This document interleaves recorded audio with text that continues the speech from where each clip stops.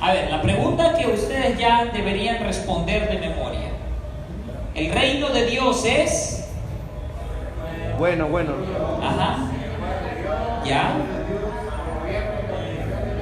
Bajo el gobierno. Muy bien, el reino de Dios es el pueblo de Dios en el lugar de Dios, bajo el gobierno y la bendición de Dios. Desde un inicio nosotros estuvimos viendo cómo este modelo de gobierno de Dios es un patrón en toda la Biblia. Lo vimos primero en el Edén. Vimos cómo este reino cayó o se desbarató con la caída de Adán y Eva. Vimos cómo Dios estuvo siempre interesado, y no solo interesado, sino interviniendo en la historia para que este patrón del reino vuelva a reconstruirse o restablecerse, ¿no es cierto? Siempre estuvo cuidando la simiente, su pueblo, el remanente, su remanente. Siempre Él desde el inicio prometió un lugar, una tierra, y Él prometía y aseguraba bendición para aquellos que le servían. Es un patrón, siempre es un patrón. Y hasta la semana pasada, ¿alguien me dice cómo se llamó la clase de la semana pasada? El reino profetizado. El reino profetizado. Y estuvimos viendo cómo los profetas en el Antiguo Testamento que profetizaban antes del exilio, durante el exilio y luego del exilio del pueblo de Israel, de los dos reinos ya divididos, y hablaban de qué los profetas. ¿De qué hablaban? Habían dos puntos principales. Juicio, muy bien, los profetas proclamaban y predicaban del juicio de Dios. Ellos constantemente apelaban atrás al pasado, que había pasado en el monte Horeb, en el monte Sinaí, con Moisés en el monte. ¿Qué les había dado Dios? La ley, ¿no es cierto? La ley. Entonces los profetas constantemente apelaban a la ley mosaica para advertirles al pueblo de Israel, a los israelitas, decirle: ojo, hay bendiciones por obedecer a Dios, pero también hay maldiciones por desobedecerlas. Y ustedes, pueblo rebelde, a la vuelta de la esquina está el juicio, así que arrepiéntanse. Ese era el mensaje de juicio, ¿no?, de los profetas. Decían, y pasará esto, aquello, etcétera, etcétera. Pero también había un segundo punto que caracterizaba la predicación de los profetas: la esperanza. No toda la predicación de los profetas era negativa, pesada y triste. Ellos, si bien es cierto, hablaban y predicaban del juicio, también predicaban muchísimo sobre una esperanza futura en la que Dios intervendría y Él haría certero el establecimiento definitivo de su reino, ¿no? Y vimos promesas muy bonitas, en especial en Ezequiel. ¿Qué es lo que Dios haría con el corazón de piedra de los israelitas o de aquellos incrédulos? Sacaría el corazón de piedra de ellos y pondría un corazón de carne. Pondría en ellos su espíritu. Dios, por medio de los profetas, estaba diciéndole a los israelitas: el juicio se viene, y si ustedes no se arrepienten, sí o sí viene, pero hay un futuro, hay esperanza. Yo, dice el Señor, voy a restablecer todo. Un día escribiré, ya no tendrán mi ley sobre las piedras, en las piedras o anotada, yo la escribiré en sus corazones. ¡Wow! ¡Qué hermoso! Y la semana pasada estuvimos gozándonos y deleitándonos en eso. Hoy vamos a hablar del reino presente. Ya hemos hablado del reino profetizado. Los profetas anunciaban la llegada de Dios, de la intervención de Dios en la historia para que el patrón del reino vuelva a establecerse. Pero hoy veremos el reino presente. ¿Cómo el reino presente, Sammy? Vamos a ver cómo el reino de Dios por fin empieza a instaurarse, pero el verdadero reino de Dios. Las genealogías a menudo para nosotros, y yo se los comentaba en clases anteriores, son un poco aburridas, ¿no es cierto? No sé si te ha pasado, estás haciendo tu devocional, leyendo el Antiguo o Nuevo Testamento, y tú empiezas a leer, ¿no? Y fulano, hijo de Mengano, que tuvo hijos a tal persona, y este hijo fue padre de tal y tal, y como un capítulo o capítulos enteros de genealogías.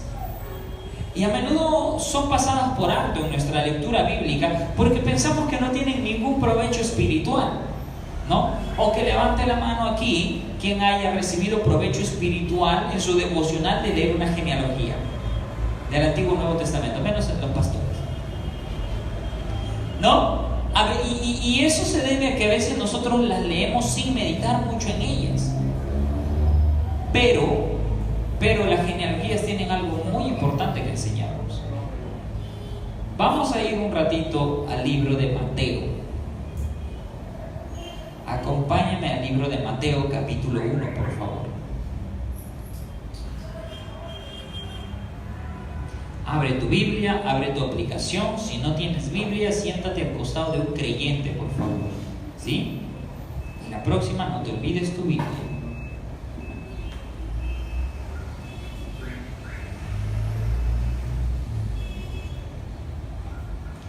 Mateo capítulo 1, versículo 1, que dice: libro de la genealogía de Jesucristo, hijo de David, hijo de Abraham.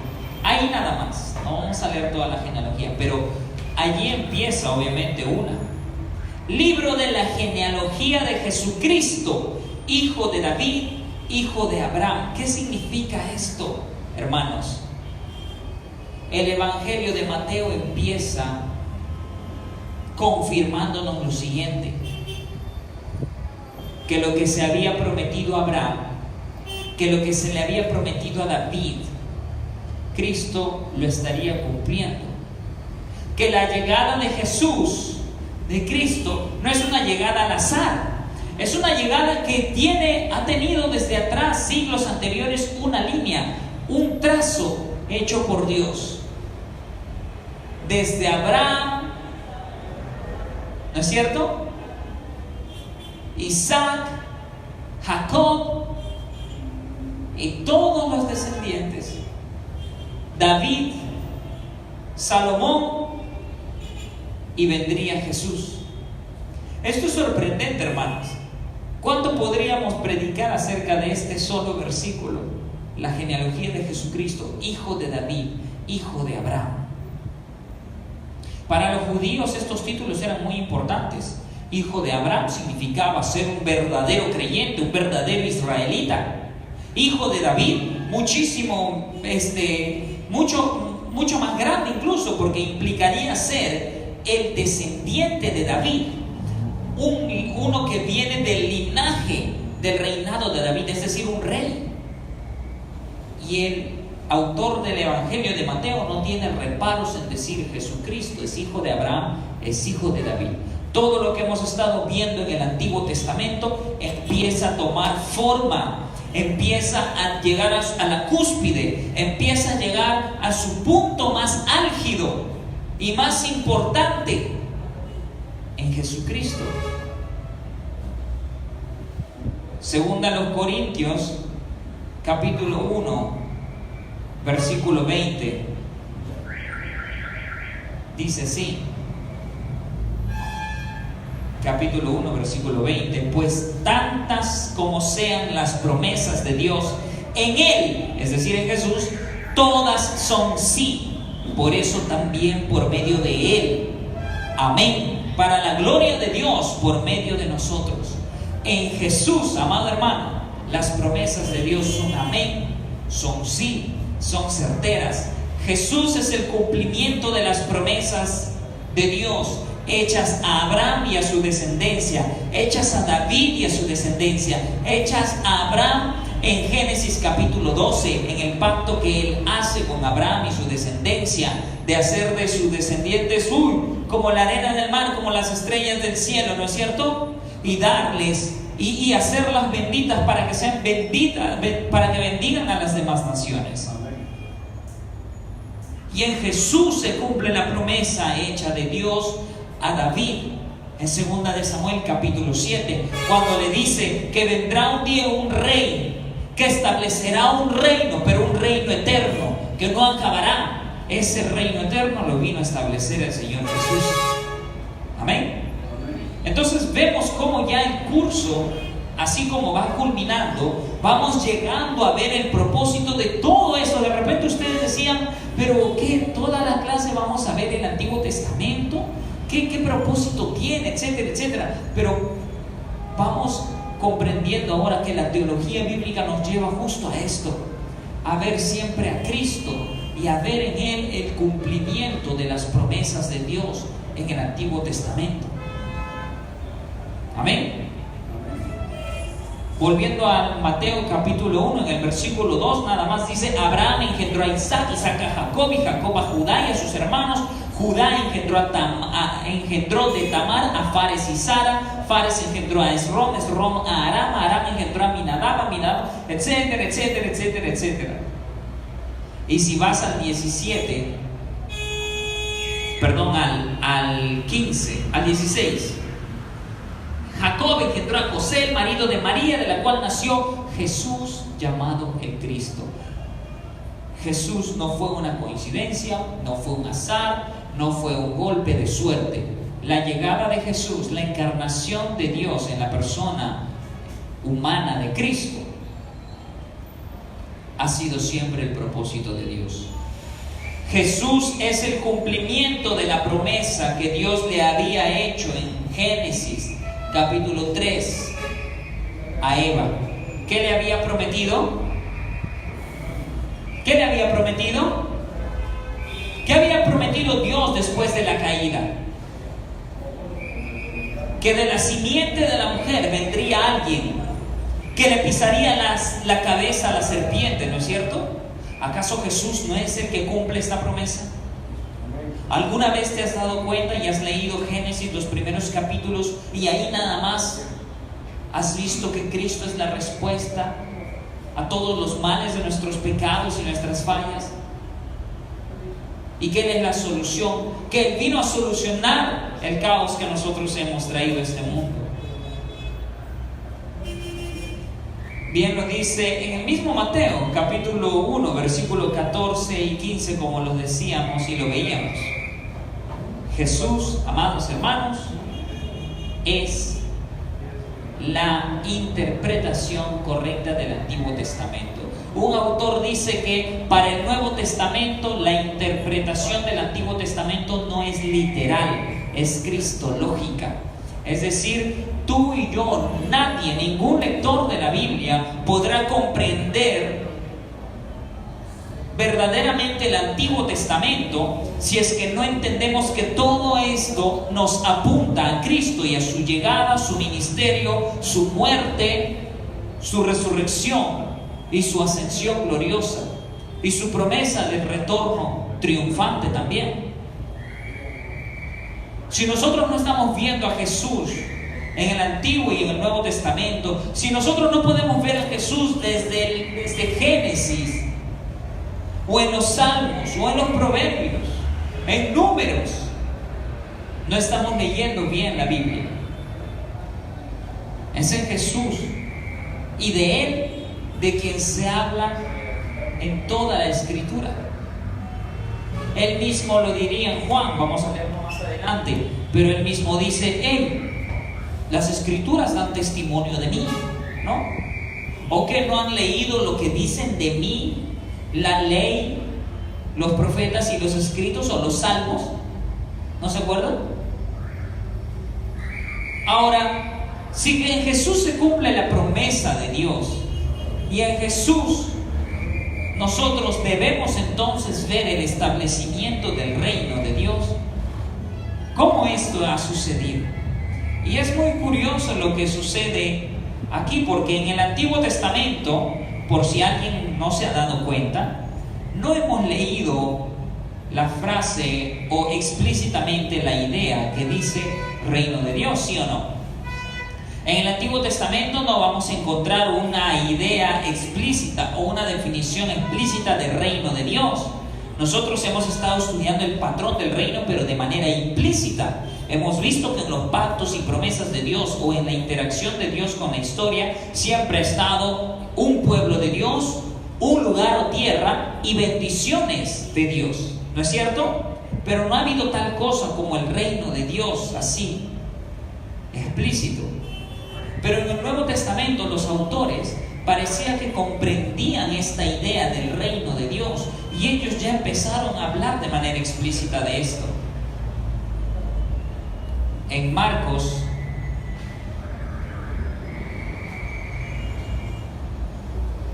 capítulo 1,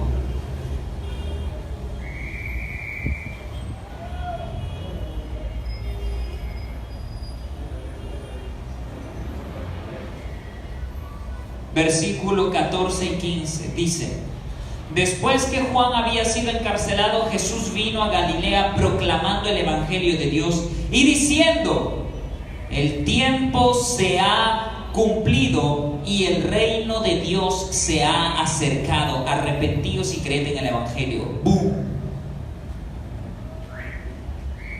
El tiempo se ha cumplido, dijo Jesús. Todo esto que hemos estado estudiando y viendo en el Antiguo Testamento, la espera de Eva, de aquel descendiente que vendría a restablecer y a solucionar lo que de primera mano ella y su esposo Adán habían experimentado y de repente tanto extrañaban, tanto añoraban. La espera de Noé y de sus descendientes, de aquel que de verdad daría un nuevo y verdadero inicio a la humanidad y a la creación, y que no haya riesgo de que caigan nuevamente. La espera del pueblo de Israel, de un juez verdadero.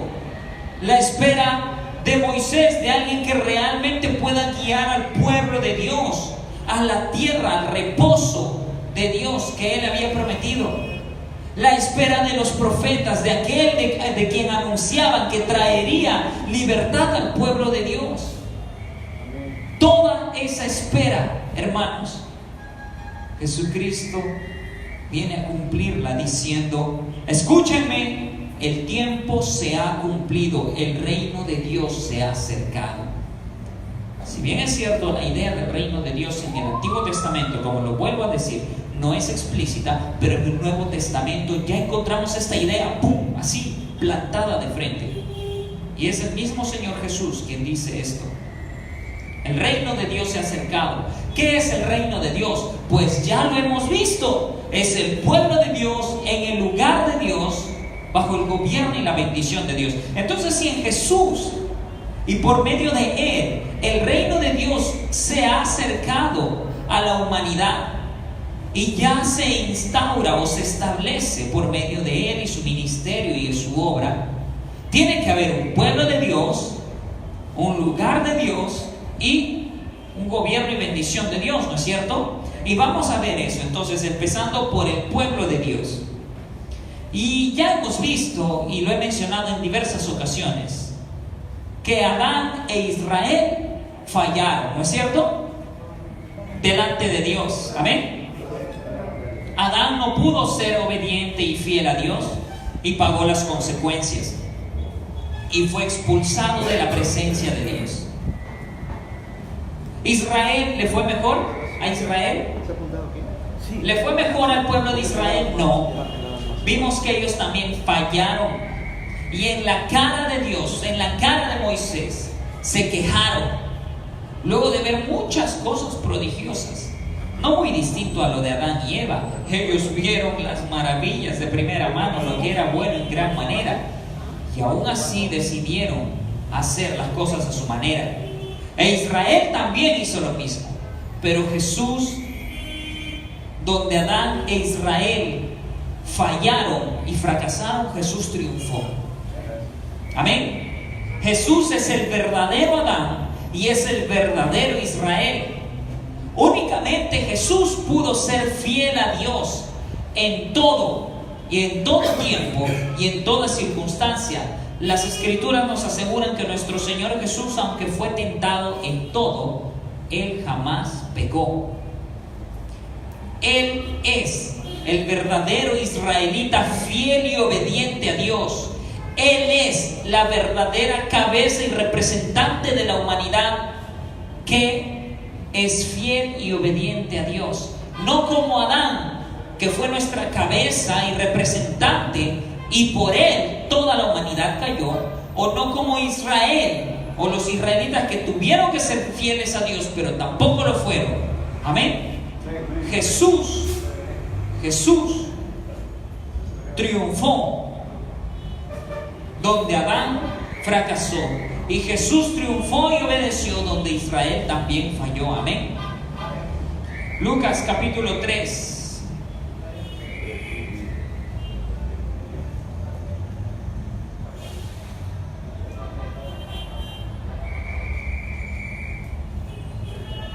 El versículo 23.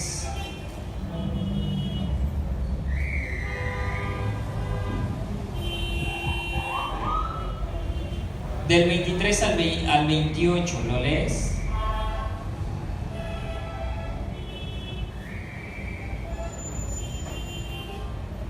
Nos enseña que Jesús es descendiente ¿de quién? De Adán. ¿No es cierto? Jesús es descendiente de Adán. Tú puedes leer esa genealogía y encontrar eso. Entonces Jesús proviene del linaje y verdaderamente Él proviene de esta descendencia, y Él nos representaría. Jesús, cuando fue tentado, no pecó. Él es el único. Jesús es el único ser humano que al obedecer y ser fiel a Dios, ¿qué es lo que no merece? ¿Qué había pasado con Adán cuando desobedeció a Dios? Adán y Eva, ellos fueron echados fuera de la presencia de Dios, expulsados de la presencia de Dios, destituidos de la gloria de Dios, como lo diría Pablo en su carta a los Romanos. ¿Y qué pasó con Israel cuando estuvo en Canaán, en el lugar de Dios, y fallaron a Dios? Ellos fueron también expulsados de esa tierra, ¿no? Lo vimos en clases anteriores. Así como Adán fue expulsado de la presencia de Dios, Israel también fue expulsado y echado fuera del lugar donde la presencia de Dios estaba, y por eso fueron esparcidos y dominados por otras naciones u otros reinos. ¿No es cierto? Pero si Jesús fue obediente, ¿Él merece ser expulsado de la presencia de Dios? ¿Merece Jesús ser destituido de la gloria de Dios? No, ¿verdad? Pero ¿pasó eso o todo lo contrario? Romanos 5:19 dice: porque así como por la desobediencia de un hombre los muchos fueron constituidos pecadores, así también por la obediencia de uno los muchos serán constituidos justos. Algo que Jesús hace es que, a pesar de ser fiel y obediente a Dios, muere y padece y es tratado como un desobediente, infiel a Dios. Él no merecía ser desechado de la presencia de Dios, pero así decidió padecerlo. ¿Para qué? Para que todos aquellos que ponen su fe en Él puedan ser representados por su rectitud y su obediencia, y Él pueda cargar con la ira de Dios que debía caer sobre estos pecadores. Amén. Este es el Evangelio, hermanos. El Evangelio de nuestro Señor Jesús es este: el justo por los injustos, el santo por los pecadores, el obediente en lugar de los infieles y desobedientes. Jesús padeció en la cruz, y todo aquel que ha puesto su fe en Él sinceramente es representado con su rectitud y su obediencia. Y ahora podemos acercarnos al Padre, pero no por una santidad que sea nuestra, sino ¿de quién es? De Cristo. Y nosotros merecemos Bueno, sí merecemos, pero la ira de Dios caerá sobre nosotros. No, porque ya cayó sobre Jesús.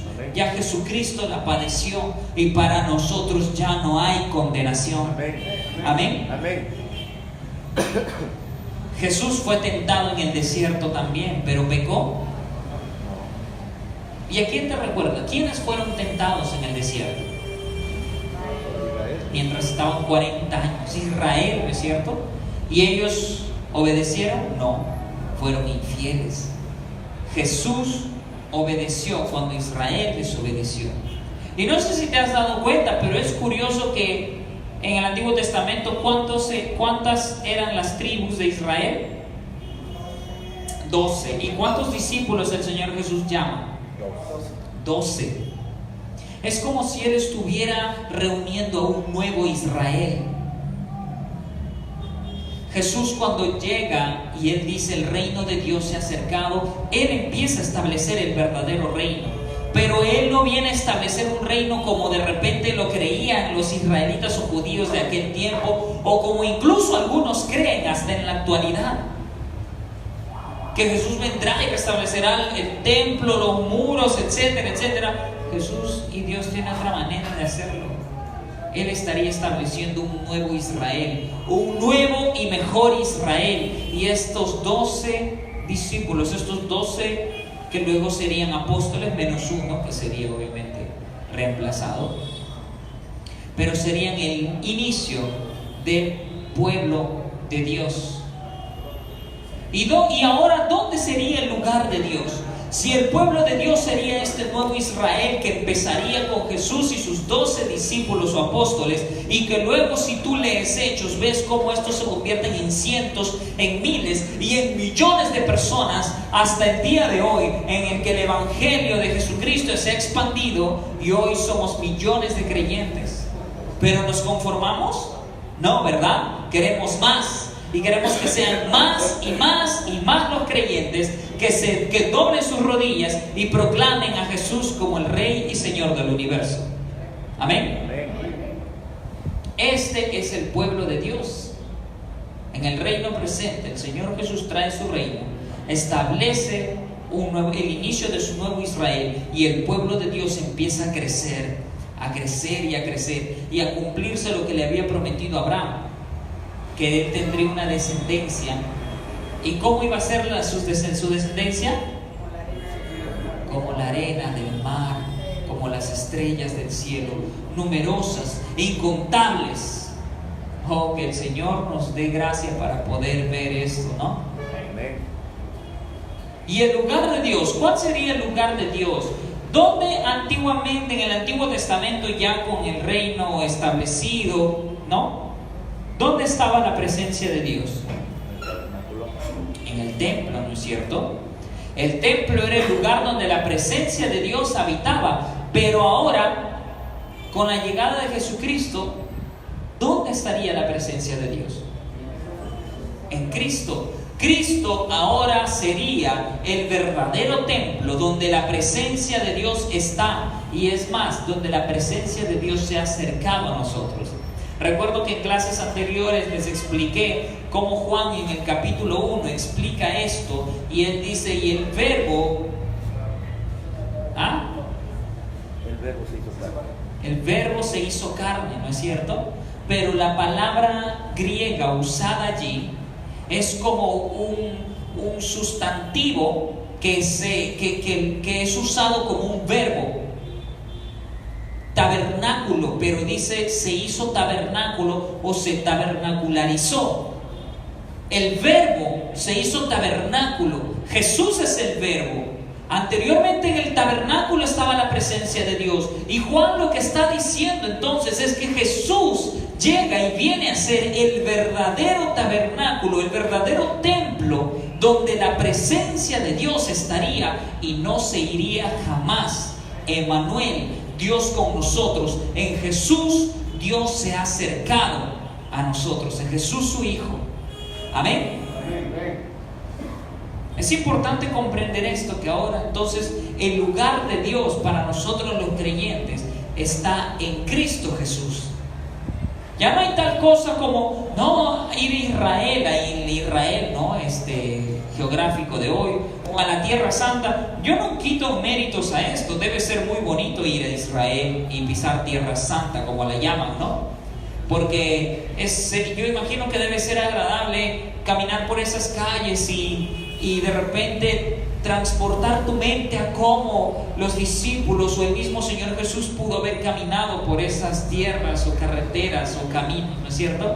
Debe ser muy bonito, pero el lugar de Dios ya no es ni esa tierra, ni aquí en Perú necesariamente, ni en ningún punto geográfico exclusivamente. Todo aquel que está en Cristo es una nueva creación. En Cristo, ese es el verdadero lugar de Dios para el pueblo de Dios. Amén. Y obviamente de aquí podemos nosotros comprender que las iglesias locales cumplen un propósito similar o parecido, puesto que la iglesia universal es llamada el cuerpo de Dios y las iglesias locales son como pequeños modelos del cuerpo de Cristo, del cuerpo de Cristo, ¿no? Así que cuando la iglesia, los miembros cristianos se congregan en su congregación, en su iglesia local, están viniendo de alguna manera, estando en la presencia de Dios también. No quiero decir que la presencia de Dios está aquí solamente y cuando salimos ya no está. No, porque el Señor nos ha dado su Espíritu y su presencia está ahora en nosotros. Amén. Por gracia. Pero de una manera peculiar, la presencia de Dios se manifiesta aquí en la congregación cuando nos reunimos cada día del Señor. Amén. Así que, hermano, no dejes de congregarte, como algunos tienen por costumbre. Ahora, ¿cómo sería el gobierno y la bendición de Dios entonces? ¿Cómo sería el gobierno y la bendición de Dios? Ya hemos visto que el pueblo de Dios entonces son todos aquellos creyentes sinceros que han puesto su fe en Jesús, ¿no es cierto? Y la obediencia de Jesús ahora es nuestra por gracia.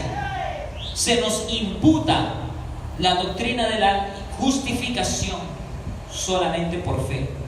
La justicia de Cristo se nos es imputada a nosotros y nuestra desobediencia es pagada, fue pagada en la cruz por Jesús. Amén.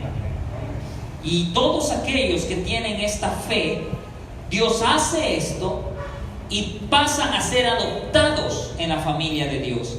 Ya dejamos de ser bastardos un día, hermanos. Nosotros dejamos de vivir en las tinieblas y de estar muertos. Un día el Señor vino y nos trajo a la vida como los huesos secos, ¿no? Con el poder de su palabra y por medio de su Espíritu Santo. Amén. Y somos hechos pueblo de Dios. Y ahora nosotros estamos en Cristo. ¿Quién nos podrá sacar de Cristo? De allí, de ese lugar, de esa tierra, ¿quién nos podrá desterrar? Ni el diablo, hermano. Ni el diablo, ni tú mismo, ninguna cosa creada nos puede apartar del eterno amor de Dios en Cristo Jesús. En Cristo Jesús. Si tú has puesto tu sincera fe en Jesús, asegurado totalmente, mejor que pacífico, que rima, que es seguro. No. En Cristo realmente todo va a estar bien. Pase lo que pase, todo va a estar bien. Únicamente en Él, hermano. Pero ahora, ¿dónde o cómo se manifestaría el gobierno y la bendición de Dios? Nosotros tenemos que ver que el reino de Dios ha venido porque el rey de Dios ha llegado. El reino de Dios se establece aquí porque por medio de su rey es que se acercó a nosotros.